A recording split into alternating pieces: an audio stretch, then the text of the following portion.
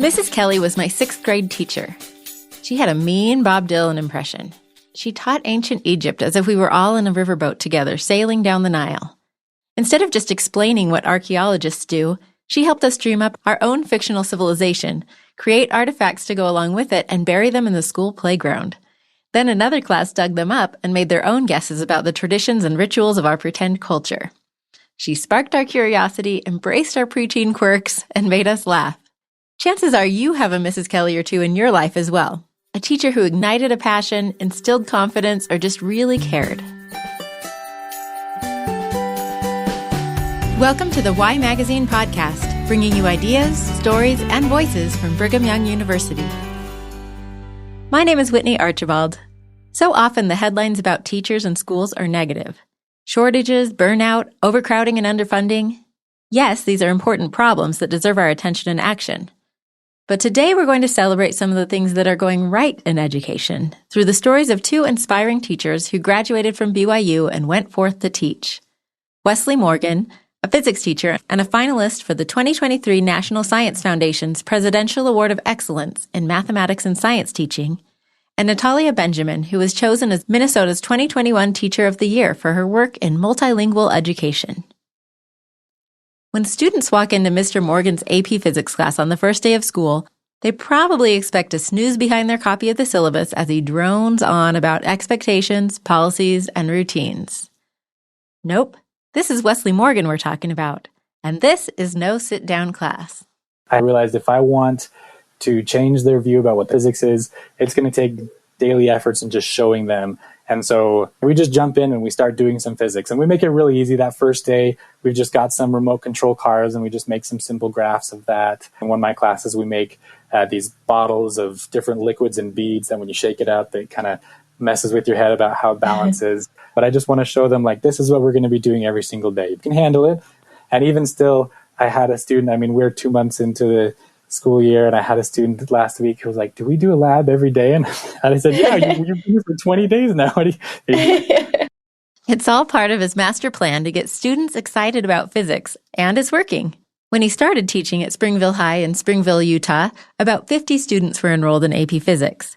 Now he's generated enough interest that he teaches both AP Physics 1 and 2, with 100 to 150 students enrolled each year. I opened our conversation by asking Wesley Morgan why he decided to go into teaching in the first place. The decision came when I was a missionary. I served a mission in Paraguay, and about halfway through my mission, I remember volunteering to help teach an English class. And then I realized that I really enjoyed teaching, and I really enjoyed working with other teachers. So I kind of fought that for a while. I had this spiritual impression after that experience that I should go into teaching, but I didn't want to because, like a lot of people, I felt like that would be a fun thing to do, but I'm not going to be able to support a family. I want to make more money and, be a little more prestigious than that. And so it took several months until I really decided that that would be a good path for me. And I'm so grateful I did, because right when I got back, I took a Explorations of Teaching class with Dwayne Merrill. He's been over the physics teaching program at BYU for like 20 years now. And everyone who goes through there, I think, just has a great experience because he makes teaching science a hands-on experience. He doesn't ever just talk and expect you to listen and take notes. He makes sure there's something fun, something engaging to do every single day. And that inspired me to want to do the same thing, because I'm not the kind of person who wants to just sit and talk to a class and lecture. Do you remember any particularly memorable lessons or class periods that you had with Professor Merrill? It was a different thing every single day. Like, you'd come in and there'd be some newspapers and you're like, what are we going to do with these newspapers? And he'd make you make a tower, or there'd be some balloons on a string and you'd have to make the balloon go back and forth. And even if it wasn't like, oh, I can use this exact lesson in my class, sometimes it was. Like, there's one that I just did with him a couple weeks ago. We've got this baseball hanging from a string, and you're supposed to cut the string and put a bucket where the baseball is going to land. So some of those are ones that I still use in my class. But overall, it was just the general feeling that I knew when I walked in, I wasn't going to fall asleep like I did in most of my college classes. I just knew that he cared about us, that he planned things, that he had lots of resources for us. And so I think it was that feeling more than anything, that he really cared about making physics fun. And I hope to give my students that same feeling. Well, and I have to confess, I have never taken a physics class. How do you get your students excited about physics? I think about half the time I tell someone I'm a physics teacher, they either say, "Oh, that's so hard," or "Oh, I could never do physics. Like, you must be so smart." And it's really not that intimidating. And sometimes when I talk to people, they do say, "Oh, I remember I had a fun physics teacher." And I hope I give that same, experience to my students. And hopefully we can change people's impressions of how they view science. I would say my favorite thing to talk about in all of my classes is always sound, because that's around us all the time. Like, in fact, half my students have AirPods in all the time. They've got to be able to pull those out. But it's fun to talk to them about how sound is transmitted, how someone across the world can make music and, with instruments, but then how we can record that digitally, how that goes through underground cables and underwater cables to get to their cell phones. So it's really cool to talk about how sound is made, but also the electronic transmission. And it blows their mind sometimes to think about how the internet is connected through all these underground cables, and how much of it happens through the air, and just how radio waves work and how those carry sound. It's really fun because that's relevant. Like I said, they all have AirPods in, they all have a smartwatch and a smartphone that they're always playing with all the time, but they've probably never thought about how it works. And so it's really fun to go through the nuts and bolts, at least teach them the basics of that, because that's their whole life. Yeah, it makes me want to go out and sign up for a physics class and figure out how the world works a little better. Yeah, you should. There's lots of great YouTube videos out there. I love showing my students those. There's definitely resources out there. Awesome. What are some of your goals for the physics program in general at your school? Yeah, I've kind of got two levels of goals based on my two physics classes. So we have AP Physics, and my goal there is to help them be prepared for whatever science-related career. With my regular physics classes, I recognize that most of them are probably not going to go into science. There are a few, and it's always fun to see the couple in that class who decide that that's something they do end up want to go into, and some of them choose to take AP Physics after. Awesome. But for most of them, I just want them to have a basic understanding of how the world works, how things move, how electricity works, how we're able to hear and see things. And I just want them to see how cool the world is and be able to come up with a physical explanation, not just something they memorize, but something they actually understand. So I try to think about how my students learn. And I did notice when I first started that my AP classes were almost all boys. So I've really tried to make sure that the way I teach is accessible to people with lots of different ways of thinking, lots of different interests. If all the examples we use in physics are, weapons and sports and, things that tend to appeal more to boys, then that might feel like if you have other interests, you're out of place. So I really try to use lots of different examples, do lots of different ways of teaching. Sometimes we draw, sometimes we write, sometimes we talk about what we're learning. And so I hope that appeals to everyone, not just, the difference between boys and girls, but people with lots of different learning abilities and backgrounds.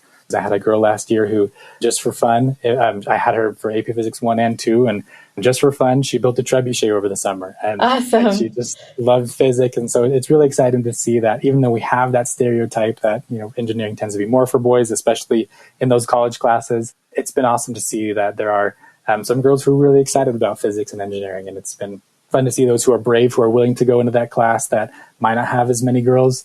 But then as soon as a few girls start going into the class, then more and more feel comfortable. And it's good to see those numbers grow. And I'm guessing your reputation encourages a lot of people to sign up for your classes once they find out how much fun all the other students are having in there. Yeah, I hope so. And that brings up another question. How do you teach students to be more curious? A lot of it is just giving them time to ask questions. Instead of just telling your students, hey, we've got these 2 blocks and our goal today is to see, what happens when they run into each other. It's really helpful to start off allowing the students to ask questions. And there's a lot of different ways teachers can do that. So I usually just have my students discuss it with each other. Some teachers will have students write their questions on Post-it notes or on some sort of online survey. But it's really good to give them the chance to wonder and see what it is they're thinking about when it comes to collisions or when it comes to light and sound, like see what do they already know so you can build on that, but also what are they interested in. And so as you see what that feedback is, see what they're interested in, then they'll feel like those questions are valid. And even if we don't get to all of them, hopefully they'll be excited enough about it that they want to go find the answers themselves. Oh, that's great. What are some of your goals for the future? So originally when I decided to go into education, I knew I didn't want to be a teacher for my entire career. I really enjoyed teaching. I love it. And I've actually been teaching longer than I expected. I originally was planning, I was going to go teach for 5 years and then see what happens. And then I'm on year 7. But I love teaching. I love being in the classroom. I love working with kids, but I also love working with other teachers. I also want to work on some of the larger system-wide problems or challenges that are out there. As much as I love teaching, a lot of the things that I'm dealing with, I just feel like are bigger than my one classroom. And it's fun to help my 150, 200 students each year, but I would like to be helping more students. And I'm grateful for the time that I've had as a teacher, because I do feel like I understand what it is that teachers are struggling with. Like, I know that the number one thing that teachers need is more time. Every good teacher just wants to spend more time planning and grading and collaborating, and we just need more time. We just don't have a lot of teachers, just have maybe an hour a day to prepare all their lessons. And of course, they're going to spend more than an hour. They're going to donate their own time, donate their own resources. And so I know being on this side, I want to help teachers more. I want to give them more resources, give them more time. I want to help give teachers smaller class sizes as well. But I would really like to find a position wherever that is, at a district or state level, where I can help advocate for teachers and help improve the system so that the good teachers that are out there can get the support that they need. We love what we're doing. We know how to be good teachers. We know how to make an exciting classroom, but we don't always have the time and resources for it. Man, I really do appreciate it, because we're losing so many great teachers, and it's devastating. Yeah, and there are good things happening, specifically here in Utah. Pretty much at least all the major school districts here on the Wasatch Front have just raised their salaries, which is awesome. And so things are improving. I know a lot of people at my school district and at the state level who are really trying to make resources to help teachers. So things are getting better, but we still have a long way to go. With teachers like Wesley Morgan around, that kind of change seems much more possible. Now let's head east to Minnesota to meet Natalia Benjamin. Natalia Benjamin is actually a scientist too. She graduated from BYU with a degree in molecular biology. But when she and her husband started raising their children bilingually, she decided to also pursue a master's degree in language acquisition and teaching. This was a great fit for Natalia because language acquisition was a huge part of her own education. She grew up in Guatemala and Nicaragua and attended a French immersion school.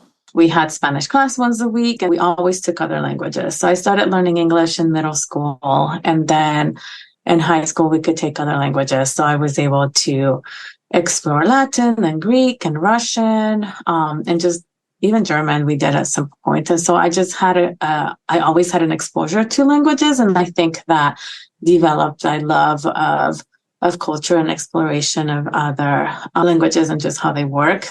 Like Wesley Morgan, Natalia Benjamin didn't really plan to become a teacher. She started several language immersion programs in her community and even started a Spanish immersion preschool. But eventually, she began substituting in language programs at her local high school. She loved it so much that she decided to get her teaching certificate. She taught multilingual education at Century High School in Rochester, Minnesota for 7 years before accepting a district position as the Director of Multilingual Learning, supporting teachers and developing language programs. I've lived in Rochester myself, so I know how many different cultures are represented there, with refugees from all over the world. I asked Natalia how she accommodated all of those different languages in one classroom. So Rochester has close to 100 different languages. I think in one single classroom, you won't find 100 different languages. Right. But there's often many different languages. The larger languages in our school district are Spanish, Somali, Vietnamese, Khmer, and Arabic. But even beyond those, we have many different Asian languages and many different East African languages, and even many indigenous languages from the Americas and other places. So definitely a wide range of cultures and people that come in our schools. Yeah. So how did you do that when your students probably had trouble communicating even with each other? Well, and it's really just to foster that understanding. The common language that we all share is English, and we work on expressing, thoughts in that language as well. But it's also, there's so many tools today to really communicate and just diminish language differences and language barriers. What were your goals for these students in your class? Well, I think one of the main goals for the class in and of itself is just to develop language skills. But beyond that, just being able to develop positive multilingual identities. There's a lot of stories that are told, like social media or through the news and things that aren't always positive. And so to try to combat some of the negativity that comes into dominant narratives for them to be able to tell their story and to be able to center students' identities and voices in the classroom, and really switching from here's the mechanics of language to really what are the functions of language? What are the things you want to be able to express? What are the stories you want to tell? Like, what are the stories of our communities? And I think it made it a blossoming place where students could let their guard down and really explore their identities, their community, and be able to even share about the racialized experiences that they have because of the language they speak, the language their parents speak, and their English learning journey. That's beautiful. Can you think of specific projects or lessons that you implemented into your classroom that kind of helped the students come to this understanding of this idea of heritage? Yeah. One was community interviews. And so back to really uplifting positive stories from people's communities. Students had to pick someone that they looked up to in their community, or a family member, or somebody that had immigrated to the United States, and tell their story. So the students had to do a photo voice project to do that. So we wrote the questions together. They had to interview the person, and they could do this in any language. For some, it was English. For others, it was the native language of the speaker. And then they would have to transcribe this interviews and then really start pulling some threads, right? Like, what is the story of this person? What's the beginning? What's the middle? What's the end? And then they put that into like a photo video that they shared. And it was just beautiful to see the pride that they had in the heritage and the pride that they had in highlighting people that were important to them. And so through that piece, we can uplift their stories, but also reaffirm their heritage as we're working with language, right? Because they had to read and write and speak and listen and do all those pieces to make their projects successful. So that's one of my favorite activities. Oh, that's great. Oh, I love that. What have been some of the most fulfilling things for you personally doing this work? I think it's being able to see students, having those aha moments and just being able to be happy with their work and what they did.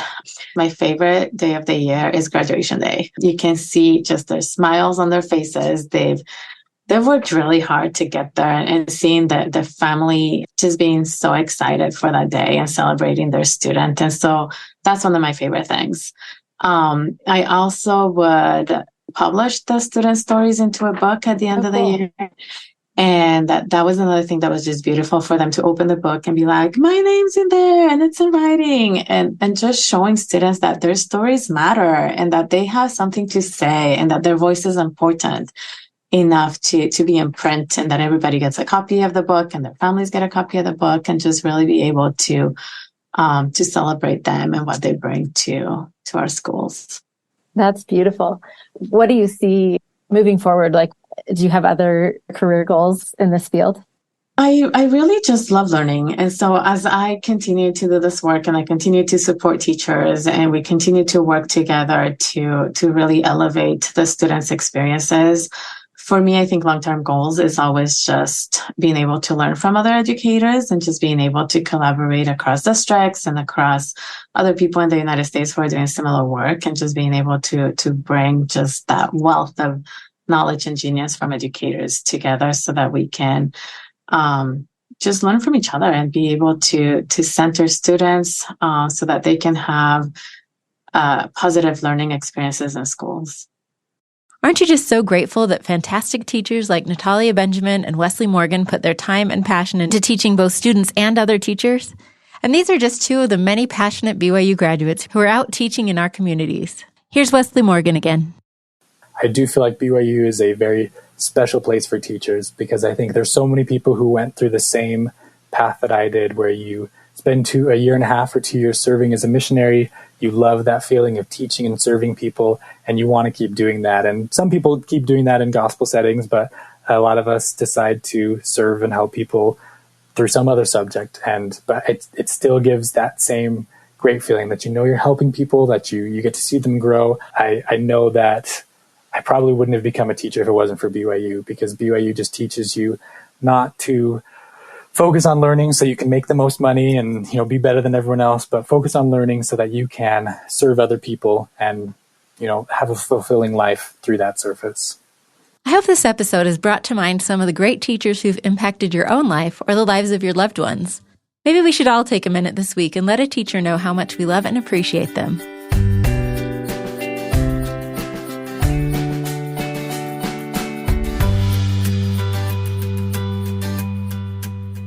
Thank you for listening to the Y Magazine podcast.